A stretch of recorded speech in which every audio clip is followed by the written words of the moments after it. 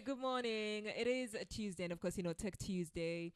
Every Tuesday we do Tech Tuesday, talk about everything technology. And in studio we have Hebron Mwagodi. Hebron, good morning. Good morning to you. How are you? Happy New Year. Happy New Year to you. We say that, like, if we haven't spoken to you in, like, since the year began, we are allowed to say Happy New Year. Yeah, sure. How have you been? I'm well. Yeah? Putting up well. Mm-hmm. Yeah, thank God. Good to see you. Yep. We do want to talk about a lot of things. So this is an observation that I've made. Yes. And I think I need to change. Because, new year, new me. Making changes. Yeah. So every time I get home. So first of all, my nanny never had a smartphone. Okay? But last year, before the end of... December, we got one. Yeah. Okay? Nilienda pale kwa duka, nikanunua, nikampelekea.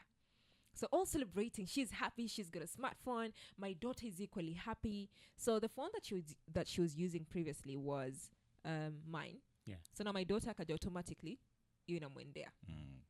So now my daughter has one. My nanny has one. We're only 3 people in that house.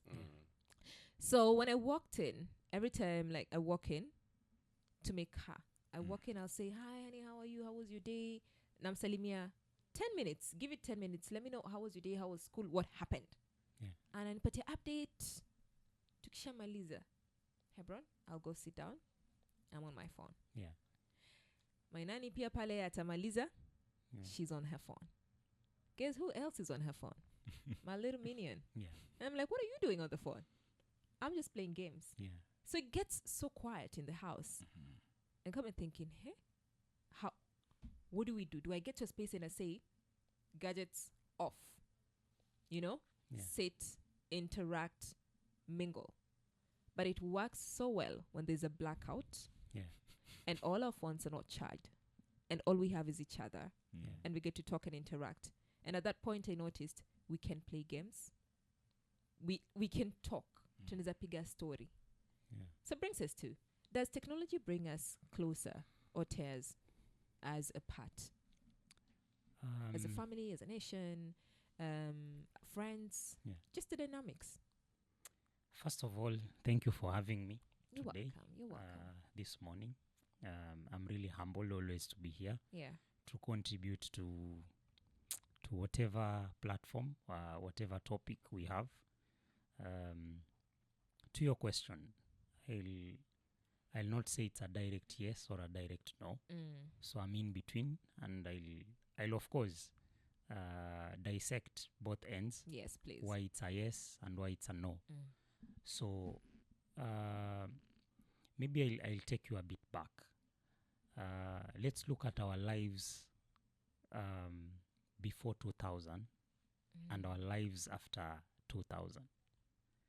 Because for me, when I was up in the hills, when I had gone after transferring from Mombasa, I used to see those people who are perceived to have money, in quotes, walking around with very huge mobile phones. By then it was, I think, Motorola. Yes. Yeah. And yes, and Siemens. I used to see them walk around. You remember that? Yeah, sure. Those with aerials. Yeah. We used to joke that when it vibrates in your pocket, you can equally fall down. So that one. So I used to see them walk around with them, and they used to be perceived as of course people who have money. Yes. Yeah, and by then you couldn't get a scratch card that was below 100. Yeah, it was 100 and above. So by then, if you had anything that is equally important or urgent, or even an emergency, you go to them, and they feel that they are people of substance in the community. Miungu wadogo. Yes, exactly. So by then, we used to have relatives visiting us. We used to have us going to relatives to visit. Now let's juxtapose that with what is happening after the phones had penetrated fully into our society. What do we have nowadays? We have group for our relatives. And every early in the morning, people just drop in their emojis. Hi guys, hi. Oh my God. And that's it. Yeah. At the end of the day, somebody says, I talked to Gona. Gona is okay. Yes. Yeah. So even nowadays, people check onto patients through the phone. Yeah, how are you? You Yeah. can, so just a video call and somebody looks at you and says, I visited so and so Yes. in hospital. Yes. Yeah. So now why it is a no? Technology has a lot of advantages, and these advantages are so many. I may not actually talk about all of them. Yeah. Like, for example, the first one is it helps us to communicate. So you can communicate with somebody who is in UAE right now, and just very fast, you drop a message and they respond. So that connectivity is so key, because it has shrinked the what we call the global village. Yeah. You can actually talk to somebody in Russia, and you can converse as if that person is here. The latency period has been shortened, not like it was before. So that kind of connectivity is quite an advantage. So it has enhanced communication. Yeah. So that's on the positive. Then, of course, social media.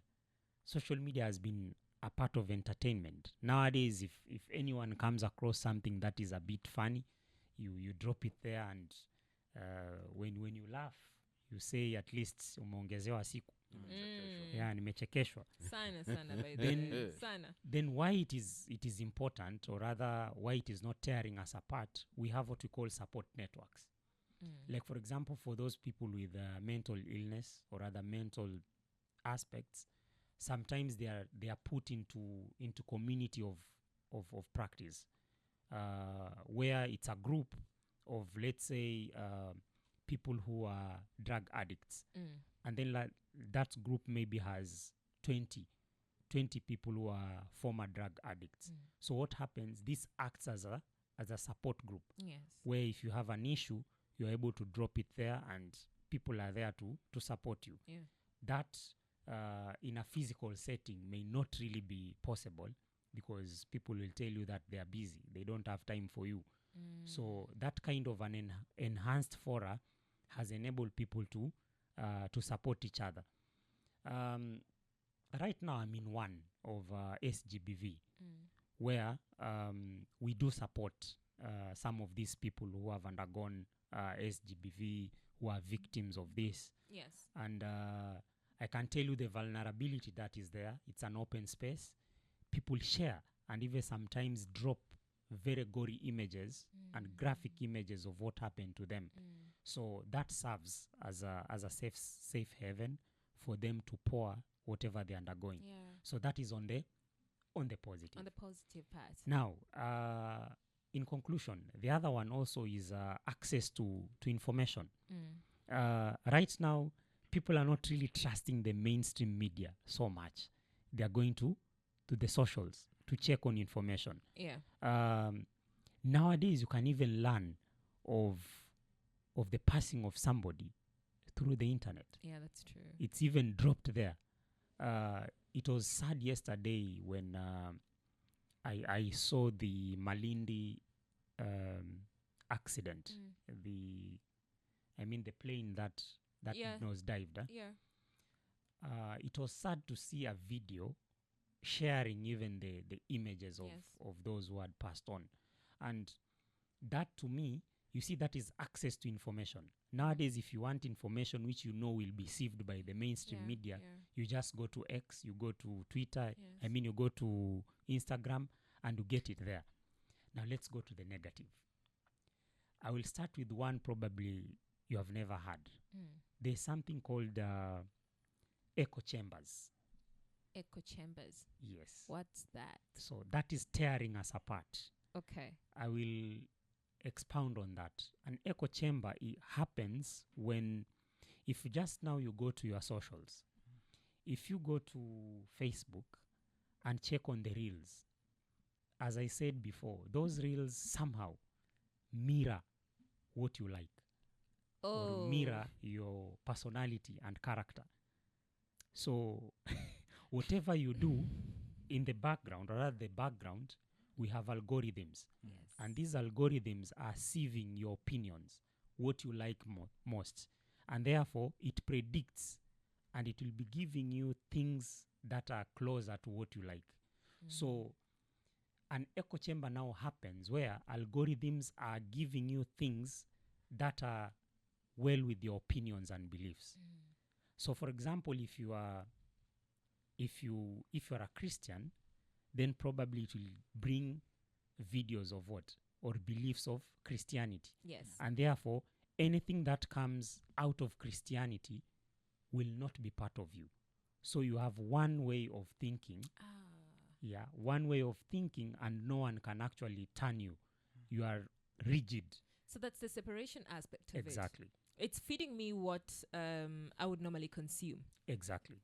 And when now you go to events, or rather when you go to mingle with people publicly, it will be very difficult for you to fit in, because whatever they say does not really augur well with your opinions and beliefs because of what the algorithms are giving you. So that will tear you apart with people, will make you to separate from people.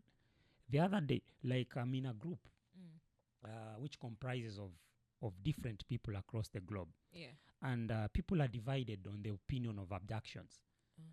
Yeah. In fact, even the lady who was allegedly abducted, let me use a legal language. The Tanzanian journalist. Yes, the Tanzanian journalist. So another person said, this lady is a psycho. Don't even take whatever she says as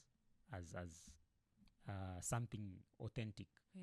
So we have now a divided opinion. Somebody is saying whether she's a psycho or not, whatever the aspect we are talking about here is what we are looking at. So the person has really held on to the opinion that she's a psycho, and no one can turn him. Doesn't it give people room to like debate and share their opinions openly, freely? Yeah, sure. It will give you that opinion to have that discussion, but this person cannot see the other side of the coin. Wako tu na direction moja of thinking. I want us to do a test before Salim, you pick it up. And tutafanya when we go for a break. Yeah, sure. Yeah. We're going to switch phones. Yeah. Okay? Yes. And then Gona, I'll be on your I've seen the cringe. Look at Salim. Switch phone. Hiyo ni ya kesho ama ni ya leo? What? In fact, we should actually just do it live on air. Switch phone aje. Tangaza tu majibu. Tubadilishane simu. Mbona umeshtuka jameni? Yaani tunabadilishana masimu. Simu yangu uko nayo wewe? Niwe na simu yako. Wewe. Niende kwa Instagram yako. Alafu Gona uchukue yangu. Instagram sawa. Instagram yangu. Sawa, Instagram. With what Hebron is saying. Yeah. And let's look at everybody's feed. Yeah. Tuangalie what's coming up on everybody's feed. Instagram nenda. From there we'll actually know if it's feeding us exactly what we normally like, what we consume, and if that also brings about separation. I think we'll do that in a bit. While he was talking, nikaenda tayari kwa Facebook. Umeangalia? Hata set ni kuangalia, ilikuwa tu tayari kwa kichwa yangu, unajua inanifeed nini. Nimeenda tu kwa Facebook hizo reels. Nimejua tu what it feeds me. As you are talking, literally nikaenda na nikaziona tayari zile zenye mimi zenye so unapenda. now you can imagine if it's a youth, you see, for the youth psychologically, somehow they are tied in between self-identity. Oh, yes. So if they get fed with a particular kind of information or a dimension, then they stick to it. And if they stick to it, then it will be very difficult now to tell them apart, or rather to turn them now to see the other side of the coin. So that in itself will make now them to be very far from reality. Okay. Yeah. So like for example, I didn't want to talk about the Rainbow Coalition aspect. If somebody is probably in that direction and they get fed with that particular kind of information all the time, then it will be very difficult for you to tell them it's immoral. Or to tell them that it is not right to do this. Because that is the kind of information which your phone, or rather social media, is speaking in the background and is feeding you with. So hapa naomba nikuulize swali. Because these are gadgets. Kila mtu akona yake, na hii habit pia hata kuna siku I think the producer alituambia ni producer, tulikuwa kwa lift, tumekuja asubuhi, tumeshuka kwa gari, tumeingia kwa lift, kila mtu ako kwa hata aka comment niko na mushkil, so twende nyumbani pale. Unajaribu kusema kwamba hatuwezi tena mahali tumefika kwamba umtoe mtu kwa simu, umrudishe kwa hali ya kawaida kwamba we can converse. As in, tunaweza tukawa na mazungumzo hapa na tukaenjoy rather than mtu ana concentrate na kile. Kama mimi am football, so ukichukua hapo kwa nini, ukienda 1 2 3 5 6 7 ni content ya mpira itakuja and then i change iende kwa kitu kingine, alafu zirudi tena za mpira. So nimestack na hiyo na hiyo line. So does it mean hii simu mtu hawezi tena kuiacha hata kama mnataka mzungumze vitu tu vya kawaida? That's a good question. Swali nyeti hilo ambalo umeleta. Na nadhani katika ile mijadala tumekuwa nayo hapa kwa kipindi kilichopita, nilielezea kwamba wanaotengeza hizi simu, wanaotengeza hizi mitandao, especially social media, wanajua tabia ya binadamu, wamesoma tabia ya binadamu, vile tuna behave, na wanachukua advantage ya vile tabia zetu ziko. Na kwa sasa hata ukienda katika hata kanisa siku hizi, wanaona misa inaendelea, mtu anatoa simu, ako live Instagram.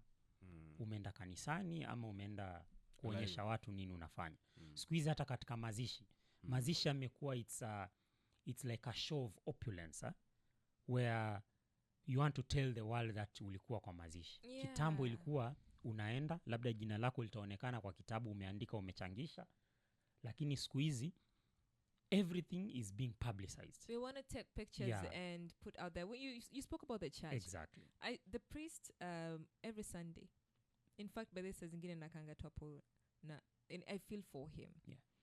Because he will just right in the middle of the mass, he'll stop and say, "Put your phones away."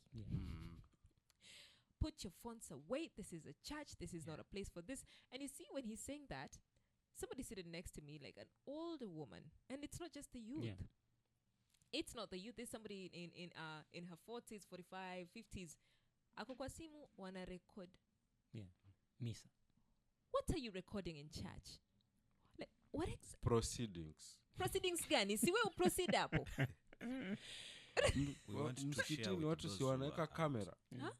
Tunashare na wale wenye hawakuja. Umesikia reason? Every Sunday. Yes. There's always somebody who's using a phone, who's recording, who's on Snapchat, who wants to share. And na church yenyewe tayari hata wako live. Na hata ukiangalia nikirudi kwa swali lako, maybe nataka kuchukua muda kidogo ndio turudi kwa swali. Tukiangalia hata simu siku hizi vile zinatengezwa. The other day I was really shocked to see that nikiwa campus nilikuwa na simu ya 5GB as memory, and I was very comfortable. 5. But right now ukiniletea simu ya 100GB or 128GB tutakosana. That's why people are going now for phones zenye ziko na memory capacity kubwa. Why? Because of the tendency to record, to take pictures zenye ziko na nini kubwa. So now back to your question. Tuangalia hata siku hizi how we socialize kwa matatu. I read an article, nikipata hiyo link nitashare, that why nowadays kukitokea disaster tunakuwa na namba kubwa ya casualties. Kwa mfano kama ni accident imetokea, ni matatu imegongwa tu, kwa nini watu wengi wanafariki ama wanaumia? Sababu ni kwamba we are not attentive to what is happening. We are not attentive. Ukiingia matatu tu ikikuwa kwa jam, kila mtu ametoa simu. Gona. Hauongei na mtu ako karibu yako. There was a day I was seated closer to a teacher wa mtoto wangu. From all the way from Topanga to town. Hajajua kama ameketi na mzazi wa mtoto wake. Paka wakati nashuka ndo nikamsalimu, madam ujambo. Yeah. So that tells you that's the divide. That is the divide that is there. And sababu tunaibiwa nowadays even kwa matatu is because hata wezi wenyewe wamejua your attention is somewhere. But that's attention. And how do, because I would like to stop that. There's something I don't know if I should call it attention or addiction. Initially, before I had a phone, nimechekwa sana. Ulipokuwa na mwili kamwisi.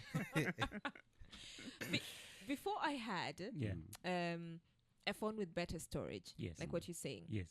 Well, I didn't care for TikTok, right? Gonna. Better storage. Endelea kujisema. Better storage and just a better phone, okay? I didn't care for TikTok. Ndio. Now that I managed to get that because the other one voluntarily, okay, and decided to stop working. Like it crashed. Like, why are you doing this to me anyway? So, Hebron, there's this thing going on where you're on TikTok and you're always scrolling. Laughing. You're always scrolling. And it's so, we don't know how much time goes, but you start, I had to monitor myself on Sunday after church. We got home, had lunch, 3, I took my break, and I was like, just nangalia. Nacheka. Nakucheka. Iyo ni 3.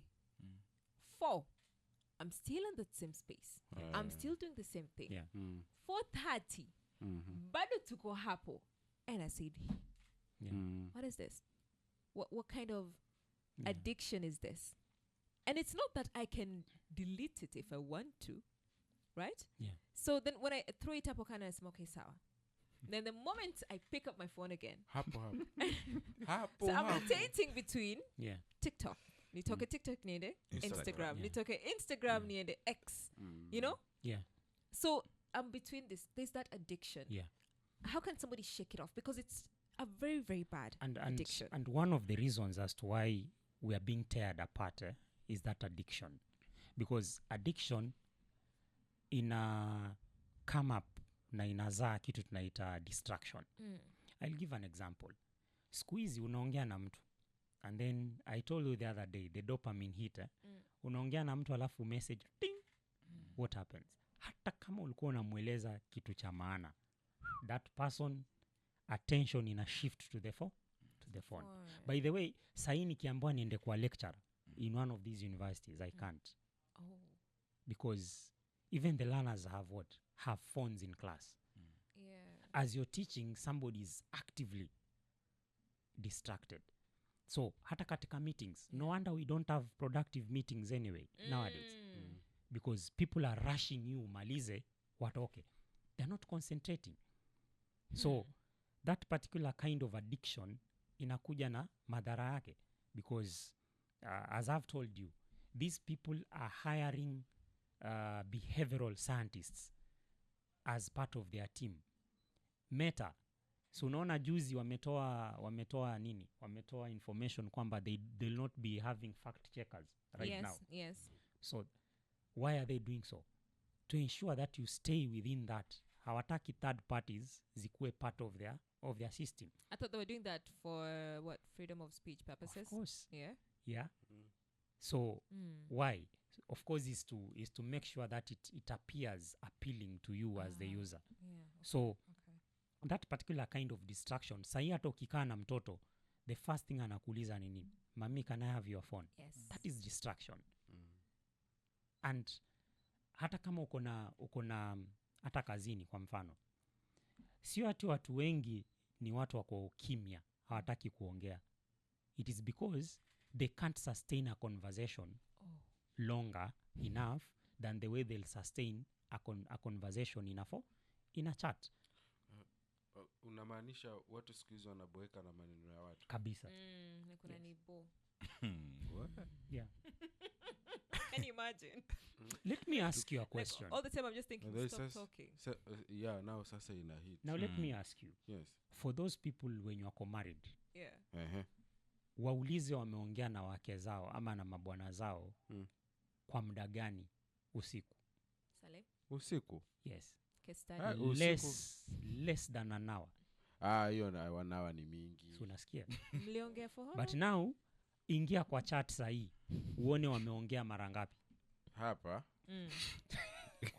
Kwa WhatsApp? Yes.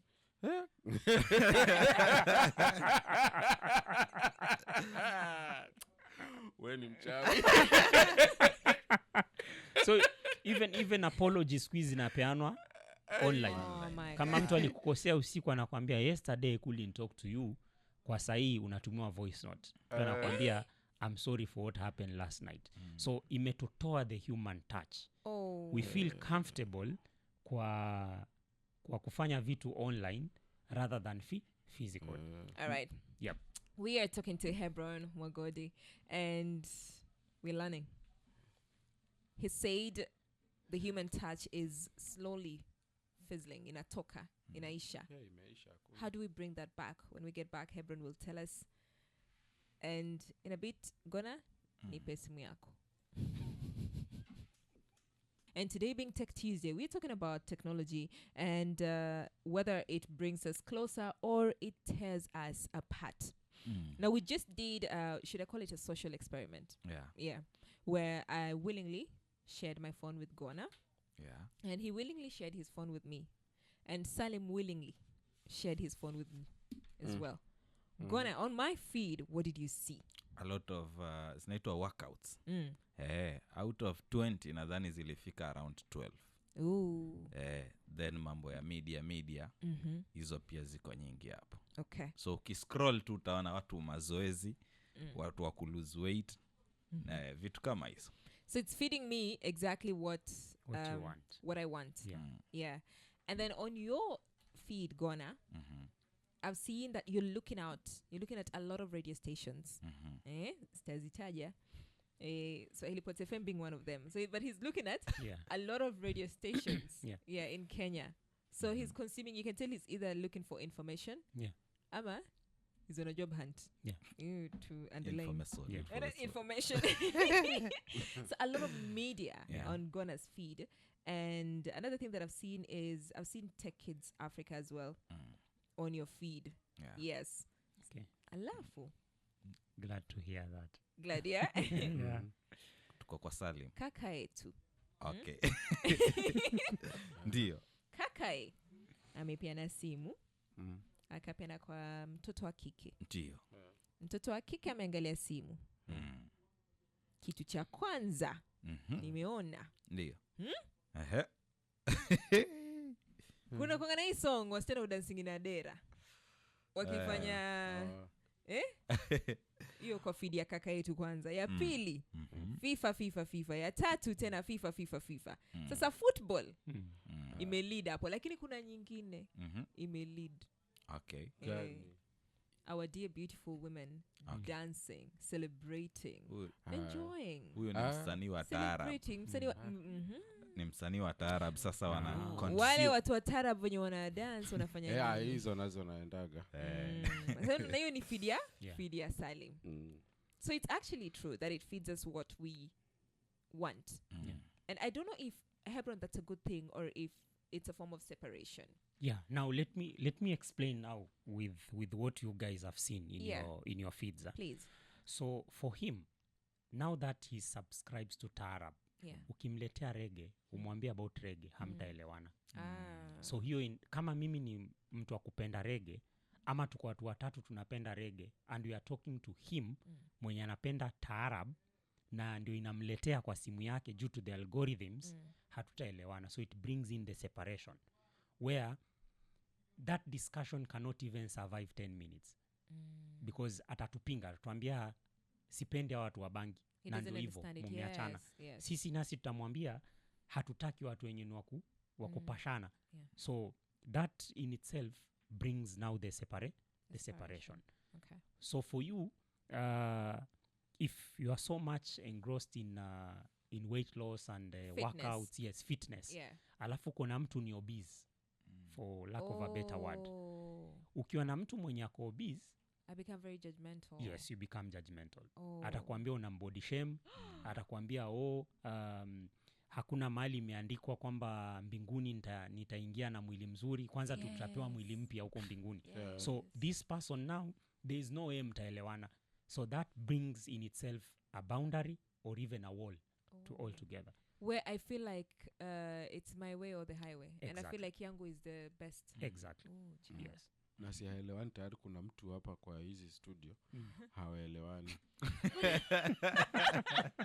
Hata yeye mwenyewe kwake ni breaking news jamani. Unaona sasa. No, hiyo iko. Amekuwa akiambiwa Januari na Januari imefika. No, people are continuing with their life. Hiyo ni attack. Utuache. Hebron, kuna hii element sasa ya mtu ambaye pia yataka kujustify. Kwa sababu kama mimi by the way, unaona tukiongea nilikuwa nimenyamaza sana. Kwa sababu anytime nikiketi niko hapo. Mpaka Salim akabidi tu aanze kunitaja sijui kwa gari wapi ni. But sasa issue yangu kubwa nitakwambia I am making money. Sasa are we just justifying kwamba ni lazima tu kwa social media ama bado tu ni hiyo tu inatuvuta sisi? Asante, good question. Coming to what I was to talk about, dependency. That particular kind of dependency inafanya watu hawa believe in human touch. Kwa mfano, you will believe kwenda kwa AI kupata information than kuuliza kumuuliza Miriam. If you have a burning question na unataka upate majibu hapo kwa hapo, you may not trust her. So that inakupatia dependency yenye iko artificial. Whereas if there is a question, if you have a question, you won't depend on a fellow human being to bundle you out of that issue. So una depend on social media. Wewe Mungu ni mwema. Mungu ni mwema. Gonna just decided to ask the other day. Swali ya kuuliza mimi hapa na Eugene. Akauliza AI. Aliuliza nini? Aliuliza hiyo kitu. Eugene, please nitumie text hiyo swali. Paka akajibu kwa Kiswahili, Gona akakasirika. Akauliza, why are you responding to me in Swahili? AI can decide, now I will answer you in English. Wanze, Mungu akubariki. Sasa now you can imagine let's say katika workspace. Utakuta you may not even trust what your supervisors tell you. Because utakuwa na that particular kind of doubt. Unaona huyu mtu chenye ananiambia is not even up to the level hajui. So you will depend on what you are getting from what? From the internet. And at the end of the day, it needs a lot of fact checking. Like for me, much as how we teach artificial intelligence. But for me, naitumia like 20% in my day-to-day life. Only 20%.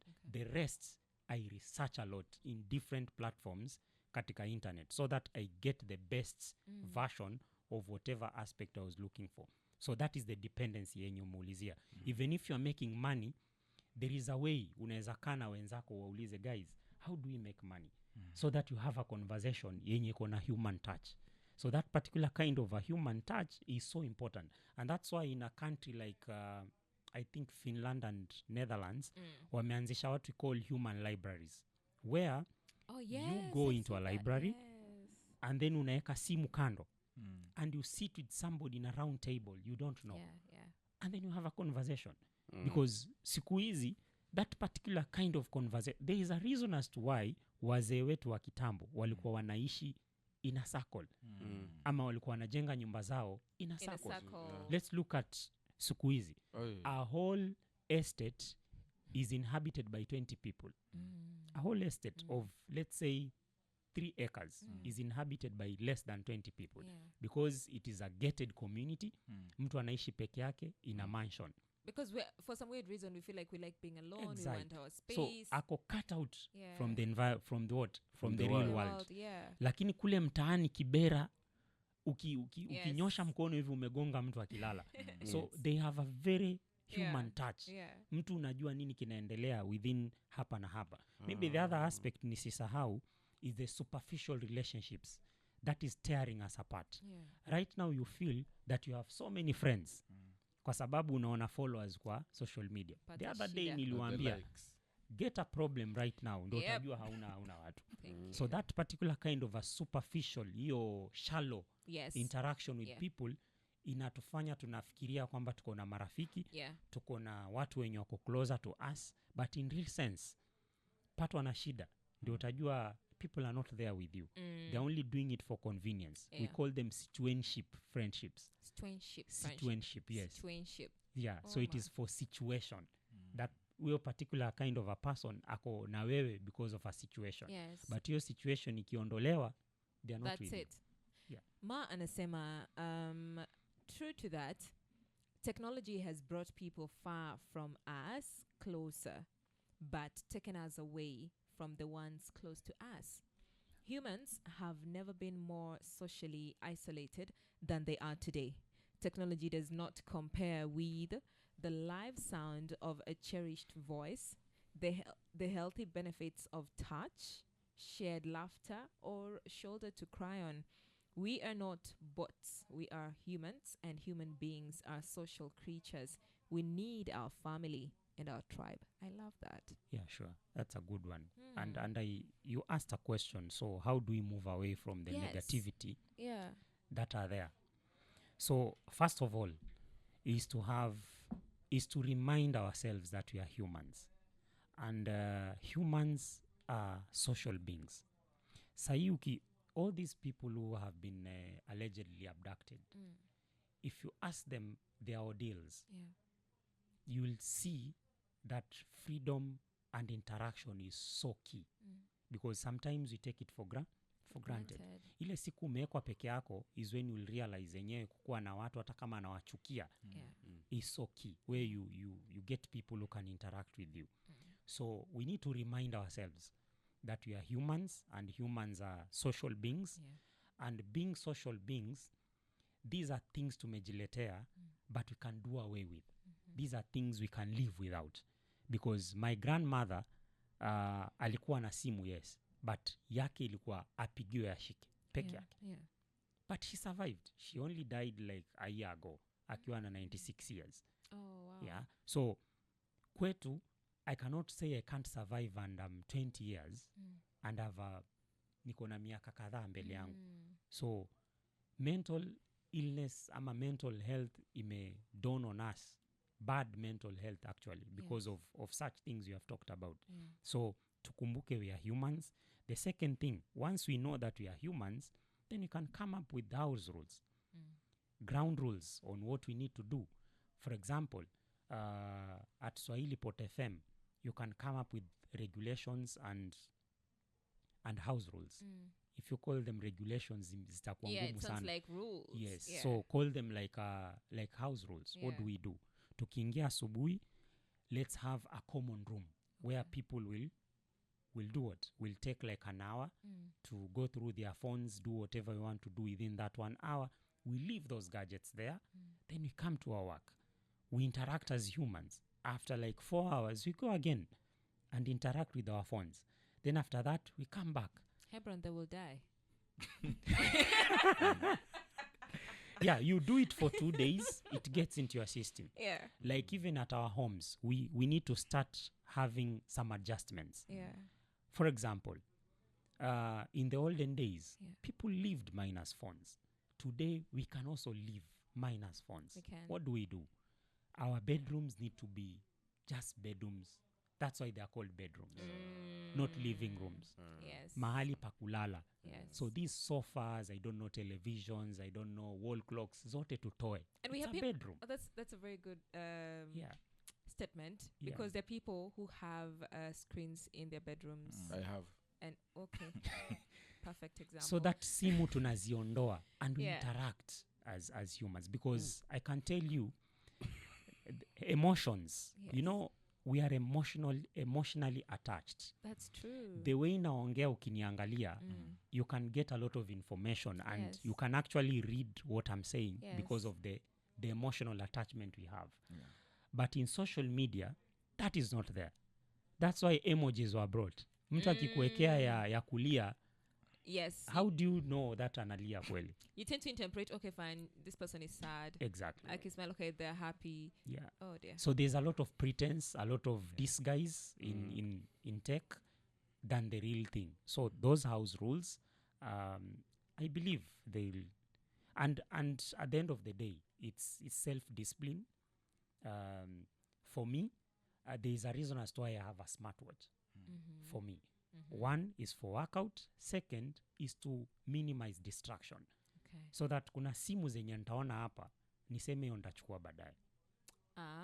Because I know not all calls nafaa kushika, ama not all messages nafaa kurespond, ama not all notifications nafaa kuweka attention yangu pale. So it's ni mimi nime discipline.